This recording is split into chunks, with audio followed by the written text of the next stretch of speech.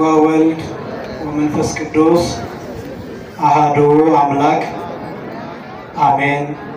ክቡር አባታችን መላከ ፀሐይ መምህር ቀሲስ በቀለ ተሰማ የካቴድራላችን ዋና አስተዳዳሪ፣ ክቡር መጋቤ ሃይማኖት መምህር ምስጋናው የካቴድራላችን ዋና ጸሐፊ፣ ክቡራን የካቴድራላችን አገልጋዮች፣ ያሬዳውያን ሊቃውንተ ቤተ ክርስቲያን ማህሌታውያን፣ ክቡራን መምህራን ወንጌል፣ ሰባክያነ ወንጌል፣ ክቡራን አባቶች መነኮሳትና ቀሳውስት፣ ክቡራን ወንድሞች ዲያቆናት፣ ክቡራን የደብራችን ሰንበት ትምህርት ቤት መዘምራን፣ ክቡራን የእግዚአብሔር ልጆች አባቶችና እናቶች፣ ወንድሞችና እህቶች እንዲሁም ሕፃናት ሁላችሁም በኃያሉ በልዑል እግዚአብሔር ስም እንደምን አደራችሁ?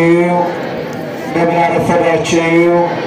አምላካችን እግዚአብሔር ለዚህ ዕለትና ለዚህ ሰዓት ስላደረሰን ክብርና ምስጋና ለስሙ አጠራሩ ይሁን። እልል ብላችሁ እግዚአብሔርን አመስግኑት። ለተወሰኑ ደቂቃዎች ሆሳዕና በአርያም በሚል ርዕስ ቆይታ እናደርጋለን። በዓሉ የዛሬው በዓል ሆሳዕና ይባላል። ሆሳዕና የሚባለው ዛሬ ብቻ አይደለም። ከዕለተ ረቡዕ ጀምሮ ዛሬ አምስተኛ ቀን ሆሳዕና የሚለውን ቃል ደጋግመን እያመሰገንን እንገኛለን።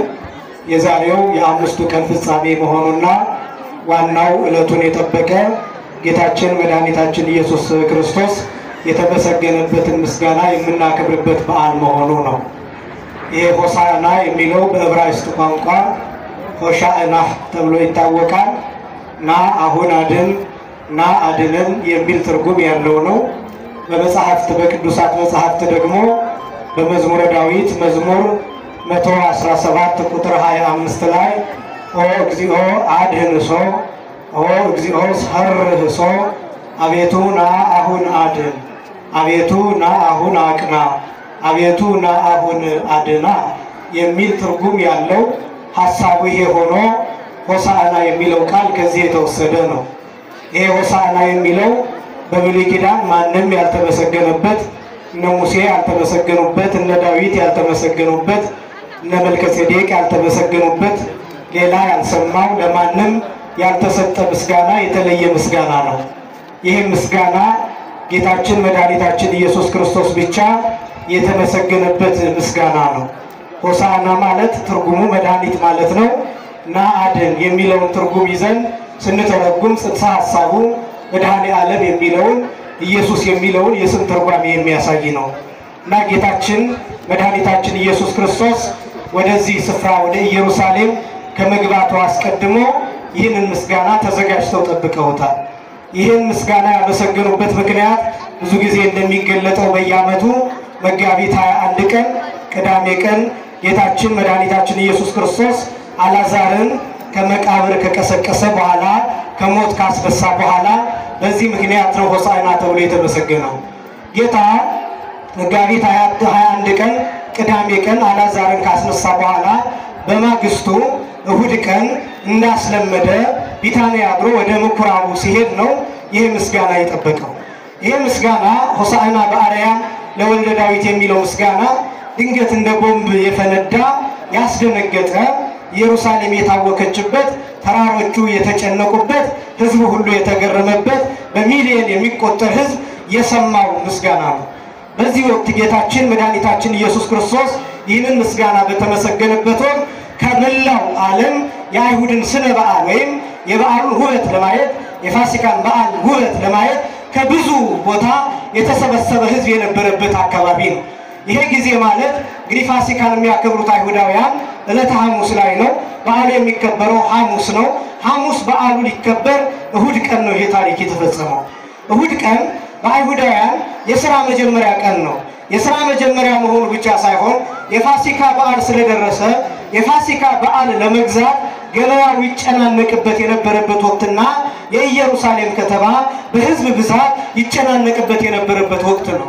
ከሌላ ሀገር የመጡ እንግዶች ብቻ ሳይሆኑ እዚያ አይሁዳውያን እስራኤላውያን ራሳቸው ወደ ቅድስቲቱ ከተማ ወደ ኢየሩሳሌም መጥተው የፋሲካ በግ መርጠው ይገዙበት የነበረበት ጊዜ ነው። በዚህ ወቅት ነው ሆሳዕና በአርያም ለወልደ ዳዊት የሚለው ምስጋና የተሰማው። ይህ ምስጋና ከዚህ አስቀድሞ ተሰምቶ የማያውቅ በመሆኑ ሕዝቡ በሙሉ የደነገጠበትና የተገረመበት ምስጋና ነበር። ህዝቡ ጌታችን መድኃኒታችን ኢየሱስ ክርስቶስ ቢታንያ እንዳደረ ያውቃሉና አልዓዛርን እንዳስነሳም በመላው ዓለም በመላው ስፍራ ተሰምቷልና ስለዚህ ምን ይዘን እንጠብቀው ምን አይነት ምስጋና እናመስግነው ብለው የተወሰኑ ሰዎች ተመካክረው የጌታችን የመድኃኒታችን የኢየሱስ ክርስቶስን መምጣት ይጠብቁ ነበር። ያደረጉት እንዲህ ነው።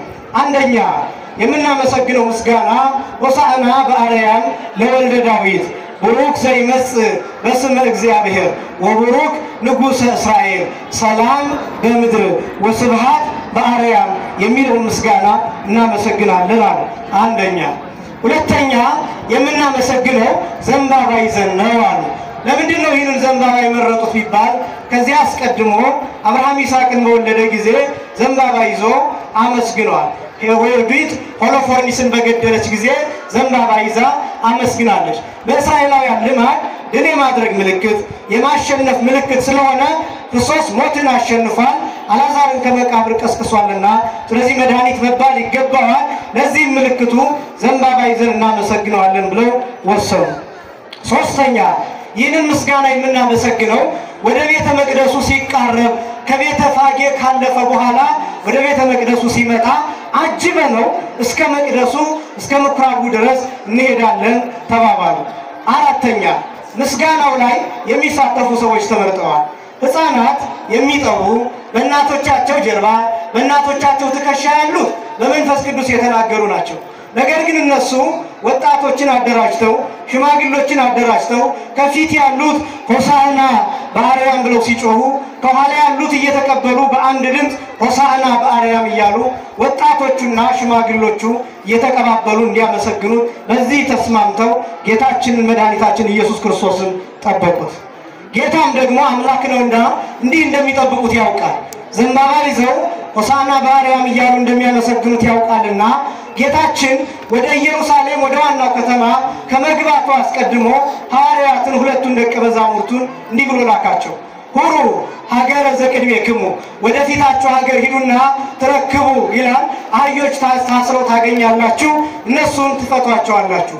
ለምንድን ነው የምትፈቷቸው ብሎ የሚጠይቃችሁ ሰው ቢኖር ጌታቸው ይፈልጋቸዋል በሏቸው ብሎ ጌታ ሁለቱን ደቀ መዛሙርት ላከ። እነዚህ ሁለቱ ደቀ መዛሙርት በተርጉማን የሚጠቅሷቸው አንደኛው ጴጥሮስ ነው፣ ሁለተኛው ደግሞ ቅዱስ ዮሐንስ ወንጌላዊ ነው። ጴጥሮስ ሽማግሌ ነው፣ ዮሐንስ ወንጌላዊ ደግሞ ወጣት ነው። በዚህ ጊዜ ዮሐንስ ወንጌላዊ የ28 ዓመት አካባቢ ወጣት ነበር፣ ጴጥሮስ ግን ሽማግሌ ነበር። ለምንድን ነው ሁለት የላከው ቢባል የብሉይ ኪዳንና የሐዲስ ኪዳን ምሳሌ የኦሪትና የወንጌል ምሳሌ ሲሆን ጴጥሮስ የብሉይ ኪዳን ሰዎች ይወክላል፣ ወጣቱ ቅዱስ ዮሐንስ ወንጌላዊ ደግሞ የሐዲስ ኪዳን ሰዎችን ይወክላል። እነዚህ ሁለቱን ከላካቸው በኋላ ደቀ መዛሙርቱ ሁለቱ ጴጥሮስና ዮሐንስ ወደዚህ ስፍራ ሄደው ወደ ቤተ ፋጌ ሄደው እንደነገራቸው ሁለት አህዮች እናትና ልጅ ታስረው አገኙ። ቤተ ፋጌ ማለት የበለስ ቦታ ማለት ነው። እንግሊዘኛው ዘ ሃውስ ኦፍ ፊግስ ብሎ ይጠራዋል። በለስ የሚገኝበት በጣም ጣፋጭ ፍሬ ያለበት ዛፍ የሚበቅልበት አካባቢ ነው። ቤተ ፋጌ ደግሞ ቅርጹ የተመሳቀለ ጎዳና ያለበት ስፍራ ነው። አንዱ ወደ ቢታንያ የሚወስድ፣ አንዱ ወደ መቅደሱ የሚወስድ፣ አንዱ ወደ ከተማው የሚያስገባና አንዱ ወደ ደብረ ዘይት ተራራ የሚወስድ አራት ቦታ የሚወስድ ማዕዘን የሆነ ቦታ ነው። ይህ ብቻ ሳይሆን ቤተ ፋጌ የሚባለው ስፍራ ሌዋውያን የሚኖሩበት የካህናት መንደር ተብሎ የሚታወቅ ነው። እንግዲህ አህዮቹ የታሰሩት በካህናቱ መንደር፣ በካህናቱ መኖሪያ፣ በሌዋውያኑ መንደር በተመሳቀለው ጎዳና በማዕዘኑ በዚያ ስፍራ ነው አህዮቹ የታሰሩትም አህዮች እናትና ልጅ ናቸው። የተላኩት ሐዋርያት እነዚህን አህዮች ሊፈቱ ሲሉ ጠየቋቸው ባለቤቶቹ። ለምንድን ነው የምትፈቷቸው ሲሏቸው ተልከን ነው ጌታቸው ይፈልጋቸዋል ብለው መለሱላቸው። ሰዎቹ ምንም አላሉ፣ ፈቀዱ። አህዮቹን ፈተው ወደ ጌታችን ወደ መድኃኒታችን ወደ ኢየሱስ ክርስቶስ አመጡ። ጌታችን መድኃኒታችን ኢየሱስ ክርስቶስ በአህዮቹ ተቀምጦ በሕዝቡ መካከል እየሰነጠቀ አለፈ። አስደናቂው ሕዝቡ ይጠብቀው የነበረው ሆሳዕና በአርያም ለወልደ ዳዊት የሚለውን ምስጋና እያመሰገነ ጌታ ሲመጣ በተነጠፈ በልብስ ምንጣፍ እየተንጎባለለ እየተንጎራደደ እንዲያልፍ ነበር እነሱ ይፈልጉ የነበሩ። በአህያ ይመጣል ብለው በፍጹም አልጠበቁ። በአህያ መሄድ የድህነት ምልክት ነው። በአህያ መሄድ የደካማነት ምልክት ነው። በአህያ መገለጥ ሰላምን የመስበክ ምልክትም እንኳን ቢሆን የመጨረሻ የመዋረድና የመጎሳቆል ምልክት ነው። በጣም የሚያሳዝነውና የሚያስገርመው እነሱ ከፍ ያለ ምስጋና ሆሳዕና በአርያም የሚለውን ምስጋና አዘጋጅተው ሲጠብቁት ጌታ ግን በአህያ ተጭኖ ወደ እነሱ መጣ። እሱ ትሁቱ ነው። ራሱን ዝቅ አድርጎ ራሱን አዋርዶ በአህያ መጣ። እነሱ ይጠብቁት የነበረው የሰማይ ምስጋና የአርያም ምስጋና ይዘው ነው ይጠብቁት የነበረው። ለወልደ ዳዊት እያሉ የዳዊት ልጅ እያሉ ንጉስ እያሉ መንግስት እያሉ ባለስልጣን እያሉ ለማመስገን ተዘጋጅተው እሱ ግን በፈረስ አይደለም በሰረገላም አይደለም በሌላም አይደለም በአህያ ተጭኖ መጣ። ይህም የሚያሳየው ራሱን እንዴት ዝቅ እንዳደረገ ራሱን እንዴት እንዳዋረደ የሚያሳይ ነበር። በምሳሌ ላሳያችሁ። ምናልባት አንድ ከውጭ ሀገር የምትጠብቁት ባለስልጣን ቢኖር እናንተ አበባ ይዛችሁ ምንጣፍ አንጥፋችሁ የተለየ ልብስ ለብሳችሁ ጥሩ መኪና ይዛችሁ ብትጠብቁት እሱ ግን የተቀደደ ልብስ ለብሶ ቢመጣ ምን ትላላችሁ? ባዶ እግሩን ቢመጣ ምን ትላላችሁ? ጫማ ባይኖረው ራቁቱን ቢሆን ምን ትላላችሁ? ከስቶ ጠቁሮ ቢመጣ ምን ትላላችሁ? የሆነው እንደዚያ ነው። እነሱ የሚጠብቁት ሆሳዕና በአርያም ብለው ከአርያም የሚመጣ ከሰማይ የሚመጣ መድኃኒት አለ፣ ባለስልጣን አለ፣ የዳዊት ልጅ ንጉስ አለ፣ እርሱ ይመጣል፣ ነው መንግስትን ይመሰርታል፣ ነው በዙፋኑ ላይ ይሆናል፣ ነው ይገዛናል ብለው ሆሳዕና በአርያም እያሉ እየጠበቁት እሱ ግን በአህያ ተጭኖ መጣ። ይህም የሚያሳየው ትህትናውን የሚገልጥ የመጨረሻውን ዝቅታውንና ራሱን ማዋረዱን የሚያሳይ ነው። አስቀድሞ የተነገረ ትንቢት አለ። በትንቢተ ኢሳይያስ ምዕራፍ 1 ላይ ስትመለከቱ አድግኒ አምር ምቅማሆ ወቤተ እግዚኡ የሚል ቃል አለ። ጌታ የባሪያውን የጌታውን አህያ የጌታውን ጋጥ አወቀ ተብሎ እንደተገለጠ አህዮቹ ጌታችን መድኃኒታችን ኢየሱስ ክርስቶስ ሲወለድ እስትንፋሳቸውን አማሃ እጅ መንሻ ገብረው ነበርና አሁን ጌታ አከበራቸው። በእነሱ ላይ ተጭኖ ተገለጠ። አንደኛ። ሁለተኛ ነቢዩ ዘካርያስ ትንቢተ ዘካርያስ ምዕራፍ 9 ቁጥር 9 ላይ እነሆ ጽዮን ሆይ የጽዮን ልጅ ሆይ ንጉስሽ ነው ቢለው ጻድቅ ሆኖ የዋህ ሆኖ ትሁት ሆኖ በአህያይቱና በውርንጭላይቱ ላይ ተጭኖ ወደ አንቺ ይመጣል ብሎ የተናገረው ትንቢት ነበርና ያን ትንቢት ይፈጽም ዘንድ ጌታ በአህያ ተጭኖ ተገለጠ። ሶስተኛ አህዮቹ ምሳሌነት ያላቸው ናቸው። የአዳምና የሔዋን የልጆቹና የልጅ ልጆቹ ምሳሌዎች ናቸው። ታስረው ነበር። አዳምና ሔዋንም በመርገም ታስረው ነበር፣ በበደል ታስረው ነበር፣ በሞት ታስረው ነበር፣ በኃጢአት ታስረው ነበር፣ በዲያብሎስ ባርነት ታስረው ነበር፣ በእግረ አጋንንት ይጠቀጠቁ ነበር። ነፍሳት በሙሉ በሲኦል ወድቀው በመንጸፈ ደይን ወድቀው በእግረ አጋንንት ይጠቀጠቁ ነበር፣ ታስረው ነበር፣ ሽባ ነበሩ።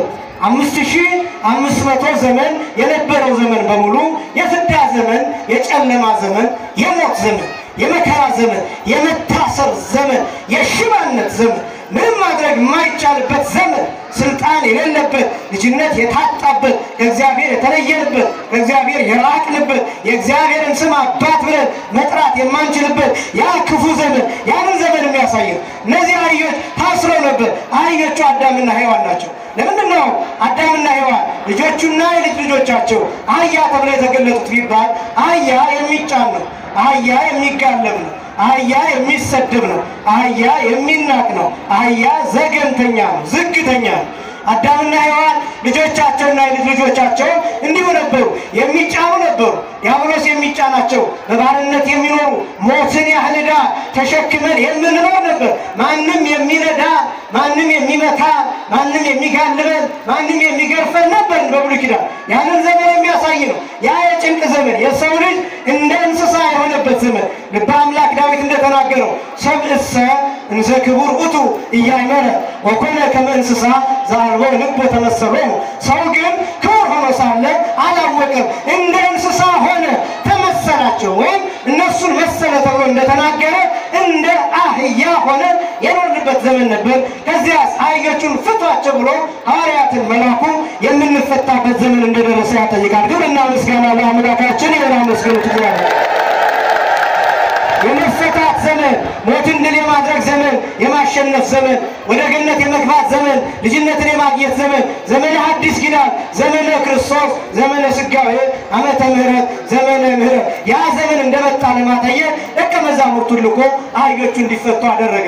አህዮቹ ላይ ተቀመጠባቸው። በአህያ መቀመጥ በዛም ብዙ ምስጢርን የሚያሳይ እኔ ጥቂቱነት ብቻ ያሳያል። የመጀመሪያው በአህያ ተቀምጦ መገለጥ ሰላምን የመስበክ ምልክት ነው። በብሉይ ኪዳን ለምሳሌ በጦር በፈረስ መገለጥ ፈረስ ጋልቦ መታየት የጦርነት ምልክት ነው። ፈረስ በራሱ የጦርነት ምልክት ነው። ፈረስ በብዛት የሚያስፈልገው ለጉዞ ሳይሆን በዚያ ዘመን ለጦርነት ነበር የሚያስፈልገው። ክርስቶስ በፈረስ አይደለም የተገለጠው። ለምን ቢባል የጦርነት ዘመን አብቅቷል፣ የሰላም ዘመን መጥቷል ለማለት በአህያ ተጭኖ አህያ ጋልቦ ተገልጧል። የብሉይ ኪዳን ነቢያት ለነገስታቶቻቸው የሰላም ምልክት ይዘው ሲሄዱ በአህያ ተጭነው ነጭ ለብሰው ጭራ ይዘው ጠምጥመው ፊታቸውን አብርተው ደስ ብሏቸው በነገስታቱ ፊት ይቀርቡ ነበር። ጌታችን መድኃኒታችን ኢየሱስ ክርስቶስም ነው ሰላሙን እሰጣችኋለሁ፣ ሰላሜን እሰጣችኋለሁ ለማለት በአህያ ተጭኖ ጌታችን ተገልጧል። ምልክቱ ምንድነው ቢባል በሉቃስ ወንጌል ምዕራፍ 19 ቁጥር 40 ጀምሮ ብትመለከቱ ኢየሩሳሌም ኢየሩሳሌም ብሎ ወሶሪያ ሀገር በከይላ አሊሃ ይላል ሉቃስ። ሀገሪቱን ባያት ጊዜ አለቀሰላት ይላል። ኢየሩሳሌም ብታውቅ ኖሮ ሰላምሽ ዛሬ ነበር ብሎ ሊቃውንቱ በቅዱስ ያሬድ ዜማ በጥዩም ዜማ ሲያመሰግኑበት የነበረው ምስጋና ሰላምሽ ዛሬ ነበር ብሎ በአህያ ጋር ተጭኖ የተገለጠው ሰላምን ይዞ ነበር። የሰላም ምልክት መሆኑን የሚያሳይ ነው አንደኛው።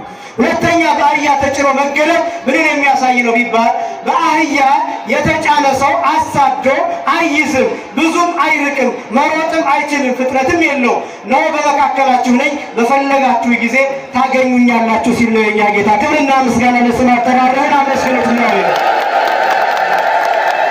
ከዛ አህዮቹ ደግሞ ሌላ ምሳሌነት ያላቸው ናቸው። የአዳምና የሔዋን ምሳሌ፣ አጠቃላይ የሁሉም ምሳሌ፣ የሁላችንም የሰው ልጆች ምሳሌ ሆነው ተገልጠዋል በመጀመሪያ። በሁለተኛው ምሳሌ ደግሞ ሴቲቱ አህያ የኦሪት ምሳሌ፣ ግልገሉ ውርንጭላው ደግሞ የወንጌል ምሳሌ። ሴቲቱ አህያ መጫን የለመደች ናት፣ ስትጋለብ የነበረች ናት፣ ቀንበር የለመደች ናት፣ ስራ የለመደች ናት። ውርንጭላው ግን ገና ማንም ተቀምጦበት የማያው ማንም ጋልቦት የማያው ለመጀመሪያ ጊዜ ጌታችን መድኃኒታችን ኢየሱስ ክርስቶስ የተቀመጠበት ውርንጭላ ነው። የመጀመሪያዋ መጫን የለመደች ማለታችን ኦሪት መሰራት የለመደች ናት፣ ለብዙ ዘመን የነበረች ናት። ውርንጭላው የወንጌል ምሳሌ ነው። ውርንጭላው ማንም ተቀምጦበት የማያው ለመጀመሪያ ጊዜ የተቀመጠበት ጌታ እንደሆነ ሁሉ ወንጌልንም ማንም አይደለም የሰራት ራሱ ጌታችን መድኃኒታችን ኢየሱስ ክርስቶስ ነው። ለመጀመሪያ ጊዜም በስራ የገለጣት ራሱ ጌታችን መድኃኒታችን ኢየሱስ ክርስቶስ ነው። ክብርና ምስጋና ለስሙ አጠራርህን አመስግኑታል። ስለዚህ ሴቲቱ አህያ ወይም እናቲቱ አህያ የኦሪት ምሳሌ፣ ውርንጭላው የወንጌል ምሳሌ። ውርንጭላው ከእናቲቱ የተገኘ እንደሆነ ወንጌልም ከኦሪት የተወለደች ከኦሪት የተገኘች መሆኗን የሚያሳይ ነው። ሶስተኛው ምሳሌ ሴቲቱ አህያ የእስራኤል ዘሥጋ ምሳሌ ስትሆን ውርንጭላው የአሕዛብ ወይም የእስራኤል ዘነፍስ ምሳሌ ነው። ሴቲቱ አህያ መጫን የለመደች እንደሆነች ሁሉ እስራኤል ዘሥጋን ሕግ የለመዱ ናቸው፣ በሕግ የኖሩ ናቸው። ውርንጭላው የአሕዛብ ምሳሌ ማለታችን ውርንጭላው ማንም ተቀምጦበት ማንም ጋልቦት የማያውቅ እንደሆነ ሁሉ አሕዛብም ከዚያ በፊት ሕግ የሚባል አያውቁም ነበር፣ ያለ ሕግ ነበር የሚኖሩት። ጌታችን መድኃኒታችን ኢየሱስ ክርስቶስ ሕገ ወንጌልን ሰጥቶ እሱ ተቀመጠባቸው። ክብርና ምስጋና ለስሙ አጠራርህ። ለመጀመሪያ ጊዜ የተቀመጠባቸው አሕዛብ የውርንጭላው ምሳሌ ናቸው። አባቶቻችን ሊቃውንቱ እንደሚሉት በሴቲቱ አህያ ወይም በእናቲቱ እስከ ቤተ መቅደሱ ድረስ ተጭኖ ሂዶ መቅደስ ሲደርስ ግን ከእናቲቱ አህያ ወርዶ በውርንጭላው ላይ ሆኖ መቅደሱን ዙሮታል። ጌታችን መድኃኒታችን ኢየሱስ ክርስቶስ መቅደሱን የዞረው በውርንጭላ ሆኖ ነው። ይህስ ምንም ምስጢር ያሳያል ቢባል የሶስተኛውን ቤተ መቅደስ ምስጢር መመስረት ያሳያል። በጣም አስደናቂ የተከበራችሁ የእግዚአብሔር ልጆች የዛሬው በዓል የሆሳዕናን በዓል የምናከብረው ዘንባባ መያዛችን ብቻ እንዳይመስላችሁ። የሰማይ መንግስት በምድር ላይ የተመሰረተችበትን ምስጢር የምናመሰግንበት ነው፣ የምናስብበት ነው። የዳዊትን መንግስት ሰማያዊት መሆኗን የምንናገርበት ነው። ለዚህ ምልክቱ ምንድነው መሰላችሁ? ያስቀደሳችሁ ሰዎች አስተውላችሁ ከሆነ ዛሬ ቅዳሴ ሲገባ ከሌሎቹ ቀናት በተለየ ነው። እስከዛሬ ድረስ ብዙ ጊዜ የምንመለከተው መሶበ ወርቁን ይዘው ማዕጠንተ ወርቁን ይዘው ካህናቱ ጥላ ይዘው የቃጭል ድምጽ እያሰሙ በምስራቅ በኩል ወደ መቅደሱ ይገቡ ነበር። ዛሬ ግን የቃጭል ድምጽ ሳይሰማ በምስራቅ በኩል ሳይሆን በምዕራብ በኩል ወደ ቤተ መቅደሱ ይገባሉ። የቤተ መቅደሱ በር በሁሉም አቅጣጫ ይዘጋል። ካህኑ ከውስጥ ሆኖ ፊቱን ወደ ውጭ አዞሮ ይቆማል። እጁን ዘርግቶ ይቆማል። በሩ ይዘጋል። ከበሩ ፊት ለፊት ዲያቆናቱ ፊታቸውን ወደ መቅደሱ አዙረው ይቆማሉ። ዲያቆኑ እንዲህ ብሎ 3 ጊዜ ይጮሃል። በእዝል ዜማ አርኅዉ ኆኃተ መኳንን፣ አርኅዉ ኆኃተ መኳንን፣ አርኅዉ ኆኃተ መኳንን፣ መኳንንት ደጆቻችሁን ክፈቱ፣ ደጆቻችሁን ክፈቱ እያለ 3 ጊዜ ዲያቆኑ በልዑል ቃል ይጮሃል። ካህኑ ውስጥ ይሆንና መኑ ውእቱ ዝንቱ ንጉሠ ስብሐት ብሎ ይጠይቀዋል። ደጁን ከፍትልህ ዘንድ የሚገባው ማን ነው? የሚመጣው ማን ነው? የሚያንኳኳው ማን ነው? የክብር ባለቤት የክብር ንጉሥ የሆነው ማን ነው ብሎ ካህኑ ይጠይቀዋል። ከዛ ዲያቆኑ አሁንም ይመልስና ሁለተኛ ጊዜ ያንኳኳል። አርኅዉ ኆኃተ መኳንን፣ መኳንንት ደጆቻችሁን ክፈቱ ብሎ ይናገራል። ካህኑ ሁለተኛ ጊዜ ይጠይቀዋል። ያን ጊዜ ዲያቆኑ እግዚአብሔር አምላክ ኃያላን ውእቱ ዝንቱ ንጉሠ ስብሐት፣ ይህ እንዲገባ የማንኳኳልህ የክብር ባለቤት የሆነ የኃያላን አምላክ የሆነ እርሱ የክብር ንጉሥ ነው፣ እርሱም ጌታ አምላክ ነው ብሎ ለካህኑ ይመልስለታል። ያን ጊዜ የቤተ መቅደሱ በር ወለል ብሎ ይከፈትና ይህ ንጉሠ ስብሐት፣ ይህ አምላከ ምሕረት፣ እሱማ ከሆነ ይግባ፣ የምሕረት አምላክ ይግባ፣ የምሕረት ጌታ ይግባ ይባላል። ክብርና ምስጋና ለስሙ አጠራሩ ይሁን። ሰዓት እንዳይረፍድ ተብሎ ምስጋናው ስለሚቀነስ እንጂ ከዚያ ቀጥሎ ሊቃውንቱ ተቀብለው ይባ ንጉሠ ስብሐት፣ ይባ አምላከ ምሕረት እያሉ በአመላለስ በወረብ በዜማ ከዚያ አንቲ ውእቱ እየተባለ ቅዳሴው ይገባል። ይሄ ምን ምስጢር የሚያሳይ ነው የሚባል የሶስተኛው ቤተ መቅደስ መመስረት፣ የሰማያዊቷ መንግስት መመስረት የሚያሳይ ነው። የመጀመሪያው መቅደስ የሰሎሞን መቅደስ ነው። ሁለተኛው መቅደስ የዘሩባቤል መቅደስ ነው። ሶስተኛው መቅደስ ግን በጌታ ደም ላይ የተሰራቸው መቅደስ ነው።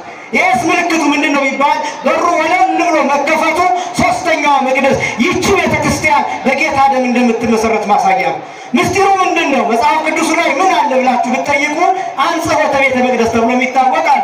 ቤተ መቅደሱን ማንጻት ጌታችን ከአህያ ከወረደ በኋላ ቤተ መቅደሱን 3 ጊዜ ዙሮ ምስጋናው ከተጠናቀቀ በኋላ በዙሪያው ያሉትን ሰዎች ርግብ የሚሸጡትን፣ በግ የሚሸጡትን፣ ላም የሚሸጡትን፣ በሬ የሚሸጡትን ሰዎች ከዚህ ውጡ እያለ ያባርራቸዋል። ምን ማለት መሰላችሁ ምስጢሩ? ከዚህ በኋላ እዚህ መቅደስ የእንስሳ ደም አይፈስም። ከዚህ በኋላ በግ አይሰዋም። ከዚህ በኋላ ጊደር አይታረድም። ከዚህ በኋላ ላም አይታረድም። ከዚህ በኋላ ኮርማ አይታረድም። እኔ ነኝ የምሰዋው፣ እኔ ነኝ የምታረድበት ማለት ነው። ክብርና ምስጋና ለስሙ አጠራሩ። ክርስቶስ የተሰዋባት መቅደስ ይህች መቅደስ፣ ክርስቶስ የተሰዋባት መቅደስ፣ ደም ይዞ የሚገባባት በካህናቱ አማካኝነት ስጋውና ደሙን የሚሰጥባት መቅደስ፣ ያቺ መቅደስ የተመሰረተችበት ያችን ነው። ቡርክት እንተ ትመጽእ መንግስት፣ ይህች የምትመጣ መንግስት የተባረከች ናት እያልን የምንጠራት ይህች የቤተክርስቲያን መንግስት ነው። ይህችን የሰጠን አምላካችን እግዚአብሔር የተመሰገነ ይሁን። ክብርና ምስጋና ለስሙ ይሁን። በአህዮቹ ተጭኖ መገለጡ ይህን ምስጢር የሚያሳይ ነው። እንግዲህ በጣም ደግሞ በአጭሩ ለማስቀመጥ በአህዮቹ ላይ ተጭኖ ሲመጣ ምስጋናውን አላቋረጡ። ይህ ምስጋና ምንም እንኳን ጌታ ራሱን ዝቅ አድርጎ በአህያ ቢመጣ የተዘጋጁበትን ምስጋና የተዘጋጁበትን የበዓል ሁኔታ ግን አልተውም። እንዲህ አሉ፣ ሆሳዕና በአርያም ለወልደ ዳዊት፣ ለዳዊት ልጅ ከአርያም ያመጣ መድኃኒት መባል ይገባው። በጣም የሚያስደንቀው ምንድን ነው መሰላችሁ? እንዴት በአህያ ተቀምጦ በአርያም ተብሎ እንዴት ይመሰገናል? ራሱን ዝቅ አድርጎ በበረት የተወለደ ጌታ፣ ደብረ ዘይት የሚያድር ድንጋይ ተንተርሶ የሚተኛ ብጣሽ ልብስ መቀየሪያ ልብስ የሌለው ጫማ የሌለው ድሃ ሆኖ የኖረ በድህነት የኖረ ድሃ ክርስቶስ በአርያም እየተባለ ነው የሚመሰገን። ይገባችኋል? ምስጋናው ከአርያም የመጣ መድኃኒትነቱ ከአርያም የመጣ አርያም ማለት እንዲያውም እንግሊዝኛው መጽሐፍ ቅዱስን የምትመለከቱት ሆሳዕና ኢን ዘ ሃይስት ነው የሚለው። አርያም የሚለውን የእኛ ሊቃውንት ሲተረጉሙት ልዑል ማለት ነው፣ ምጡቅ ማለት ነው፣ ረቂቅ ማለት ነው፣ ከፍ ያለ የመጨረሻ የከፍታ ጥግ የሰማያት ሁሉ የበላይ ማለት ነው እያሉት ያሉት መድኃኒትነቱ ከሰማይ ከላይ ከከፍታ የመጣ ነው እያሉ ነው ያሉት። በአህያ እኮ ተቀምጦ ነው። አይገርማችሁ? በአህያ ሆኖ በእንስሳ ተቀምጦ እየተመሰገነ ያለ ምስጋና ግን የሰማይ ምስጋና ነው። የአምላክነቱን ምስጋና የፈጣሪነቱን ምስጋና ነው እየተመሰገነ ያለ። ያስደንቃል። አንዳንዶቹ ዘንባባ ይዘው፣ አንዳንዶቹ ልብሳቸውን እያነጠፉ፣ አንዳንዶቹ ዛፍ እየቆረጡ ወይራ እየቆረጡ በመንገድ እሱን እያነጠፉ እየረበረቡ አህዮቹ የሚያልፉት በልብሳቸውና በልብሱ በዛፉ ቅጠል ላይ ነበር። ክብርና ምስጋና ለስሙ አጠራሩ እንዴት አምላክነቱን እንዳከበረ ተመልከቱ። ልብስ የማክበር ምሳሌ፣ የመገዛት ምሳሌ፣ የንጉስነቱን የምርቅና የመስጠት ምሳሌ ነው ልብስ የመጀመሪያው ትርጉም። ሁለተኛው ትርጉም ግን ልብስ ነውርን ይሸፍናል። የሁላችንንም ነውር የሸፈነው በዚህ ሰዓት ልብሳችን ነው። ልብስ ነውርን እንደሚሸፍን አንተም በመስቀል ላይ ራቁትህን ተሰቅለህ የእኛን ነውር ትሸፍናለህ ሲሉ ነው። ክብርና ምስጋና ለስሙ አጠራሩ በእውነት አመስግኑ። ይህን ጌታ ዘንባባ ይዘው አመሰገኑ። ከዚያስ ወታውከት ኩላ ኢየሩሳሌም ይላል እንዘትም መናወቱ ዝንቱ ኢየሩሳሌም መላዋ ታወከችላል፣ ተሸበረችላል፣ ደነገጠችላል። እንዲህ ብላ ማን ነው ይሄ ብላ ደነገጠች። ምንድነው ያስደነገጣት ሀገሪቱ? በጣም አስደናቂው በዚህ ምስጋና ፍጥረት በሙሉ ተሳትፏል። አንደኛ እንስሳቱ ተሳትፈዋል፣ አህዮቹ ማለት ነው።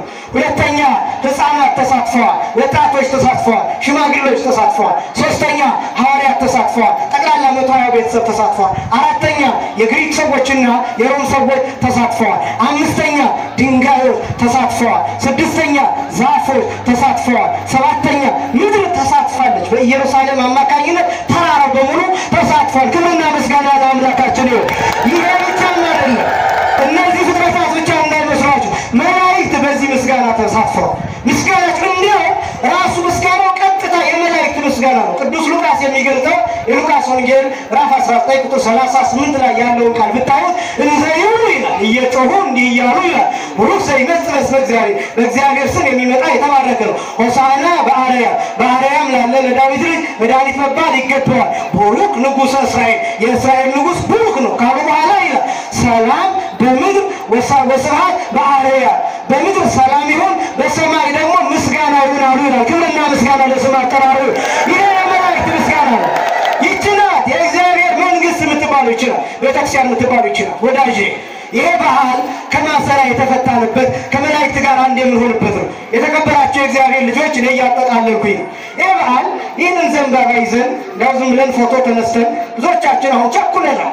እችን ዘንባባዋን ላያችን ላይ አስረን ጣታችን ላይ አስረን ፎቶ ተነስተን ፌስቡክ ላይ ፖስት እስከምናደርግ ቸኩለናል። አንዳንዶቻችን የምንጠብቀው እሱን ነው። ብዙዎቻችን የሚያጓጓን እሱ ነው። ያሳዝናል በጣም። መልካም ነው ይህንን ማሰብ መልካም፣ መኩራት መልካም ነው፣ መመስከር መልካም ነው። በባህላችን በሃይማኖታችን በሃይማኖታዊ ባህሎቻችን መኩራት መልካም ነገር ነው። ነገር ግን ወዳጆቼ ይሄ ሌላ ትርጉም ያለው ንስሐ መግባት ትርጉም ያለው ከብዙ ነገር የምንወጣበት ጊዜ ነው። በዚህ ዘመን አህያ የሆንበት ዘመን ነው። አህያ ማንም የፈለገው የሚጭነው፣ የፈለገው የሚነዳው፣ የፈለገው የሚመታው፣ የፈለገው የሚንቀው፣ የፈለገው የሚሰድበው ነው። እነዚህ ዘመን የተናቅንበት፣ እነዚህ ዘመን የምንጫንበት የለም። ሳናበጥር ሳንለይ ቴክኖሎጂውንም ፕሮጀክቱንም ሁሉንም የምናንጋጋበት፣ ሳንመጥ የምንቀበልበት፣ እውቀት ነው ብለን ሁሉንም የምንጫንበት አህያ የሆንበት ዘመን እንደዚህ ዘመን ያለ ዘመን የለም።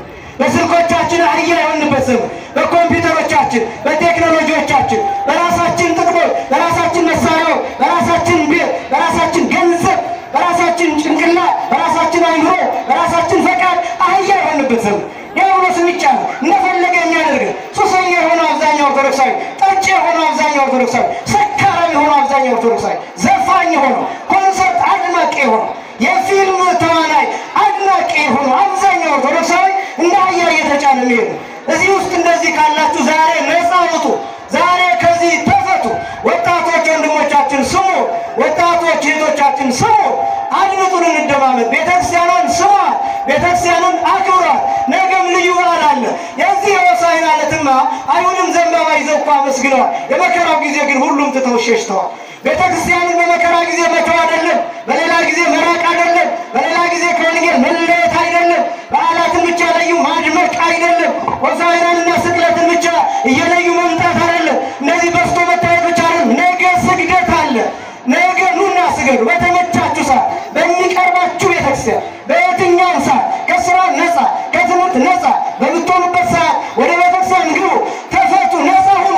በዚህ ዘመን ከእግዚአብሔር በመራቅ እስራት ታስረናል፣ በሱስ እስራት ታስረናል፣ በቂም ታስረናል፣ በበቀል ታስረናል፣ በመለያየት ታስረናል፣ በብሔርተኝነት ታስረናል፣ በሚዲያ ሱስ ታስረናል፣ በፌስቡክ እና በቲክቶክ ታስረናል። አይናችን እስኪፈስ ድረስ ከስክሪኑ ላይ ሆነን ከስልካችን ጋር ተጣብቀን ከቤተሰቦቻችን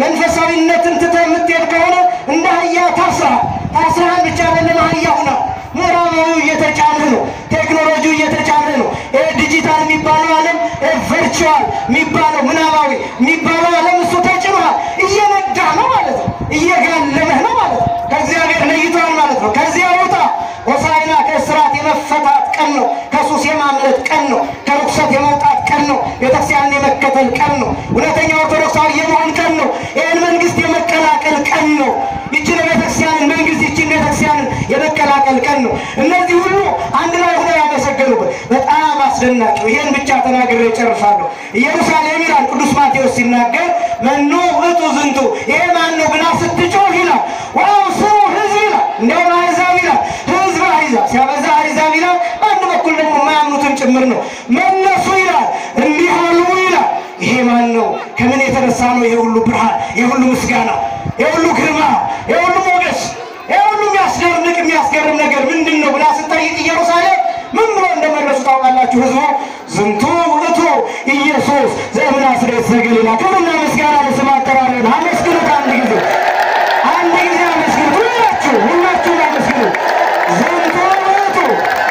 ዝንቱ ውእቱ ኢየሱስ ዘናዝሬት ዘገሊላ እንዲህማ የተጨነቅሽው ኢየሩሳሌም ሆይ ድንጋዮቹ ሆሳዕና በአርያም ብለው ያመሰገኑት አህዮቹ የታዘዙለት እጽዋት የታዘዙለት ሕፃናት ያመሰገኑት ከእናቶቻቸው ጀርባ የእናቶቻቸውን ጡት እየጠቡ ሆሳዕና በአርያም ብለው ያመሰገኑት ጌታ እሱ ከገሊላ ናዝሬት የሆነው ኢየሱስ ነው ብሎ መለሱለት ክብርና ምስጋና ለስሙ አጠራሩ ይሄን እየመሰከራችሁ ዘንባባ እንደምታውቁት ከዚህ በኋላ ደግሞ ጸሎተ ፍታት ይኖረናል አስደናቂ እኮ ይህች ቤተክርስቲያን እንዴት ጥንቅቅ ያለች እንደሆነች ታያላችሁ አህዮቹ ከእስራት ተፈቱ ዋልና አይደለም አሁን ደግሞ ቤተክርስቲያን ከእስራት ትፈታናለች የማለትን ማለት ነው ጸሎተ ፍታት ይደረግልናል አያድርገው ከድንገተኛ ሞት ሁላችንንም ይሰውረን ነገር ግን ጸሎተ ፍታቱ ከተደረገ በኋላ የሚሞት ሰው ቀጥታ መንግስተ ሰማያት ነው የሚገባው ደግሞ እንደዚህ ስላችሁ ራሳችሁን እንዳታጠፉ መንግስተ ሰማያት ነው የሚገባው ብላችሁ ቀጥታ በተፈጥሯዊ ነው የሞተ ሰው ሆናችሁ በዚህ ሳምንት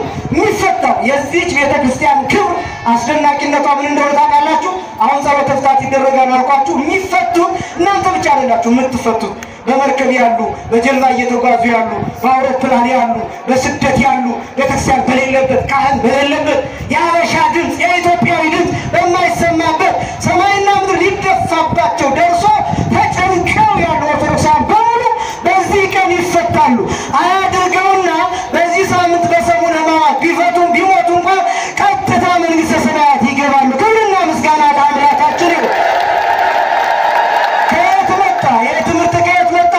ሁለቱም ደቀ መዛሙርት ላካቸው ጴጥሮስንና ዮሐንስን ጌታ አይደለም ሂዶ አህዮቹን የፈቷቸው ደቀ መዛሙርቱ ናቸው ደስ ይበላችሁ ካህናት ይፈታሉ ዝም ብላችሁ በደንብ ያዙት ካህናት ይላካሉ ተልከዋል ከዚያ አህዮቹ ራሱ ጌታ ሂዶ አይደለም ነው ፈልጋቸዋለሁ ብሎ የፈታቸው እሱ አይደለም እንዲፈቱ ያዘዛቸው ደቀ መዛሙርቱ እንዲፈቱ የላካቸው ካህናት ነው ቀሳውስቱ ይሄ ስልጣን ስላላቸው እንዲህ ብሎም ስለተናገረ በምድር ያሰራችሁት በሰማይ ምን ያለ ይሁን የታሰረ በምድር የፈታችሁት በሰማይ ምን ያለ ይሁን የተፈታው ነው የተናገረው ቃል መሰረት ጸሎተ ፍታት ይከናወናል ይኸውላችሁ አንዳንዶቻችሁ በሰሙነ ሕማማት የሚሞተውን ሰው ኃጢአተኛ ነው ብሎ የሚያስብ ሰው አለ ጅል ነው እንዳልኳችሁ በዚህ ቀን ተፈቷልና መቃብሩም በዚህ ቀን ምድሪቱም በዚህ ቀን ተባርካለችና በሰሙነ ሕማማት የሚያፍሩ ኦርቶዶክሳውያን ያለምንም ጥያቄ ይገባል በዚህ ምክንያት ቤተክርስቲያን ይህን ጸሎተ ፍታት ታከናውናለች ይሄም ምስጢር የገሊላ ናዝሬት የሆነው ኢየሱስ ደቀ መዛሙርቱን ፍቷቸው ብሎ አህዮቹ እንዲፈቱ ባደረገው ምስጢር መሰረትነት ነው ይህች ቤተክርስቲያን እነዚህን ጥንቅቅ አድርጋ ጸሎተ ፍታቱ ከተከናወነ በኋላ ሰሙነ ሕማማትን የብሉይ ኪዳን ዘመን አድርጋ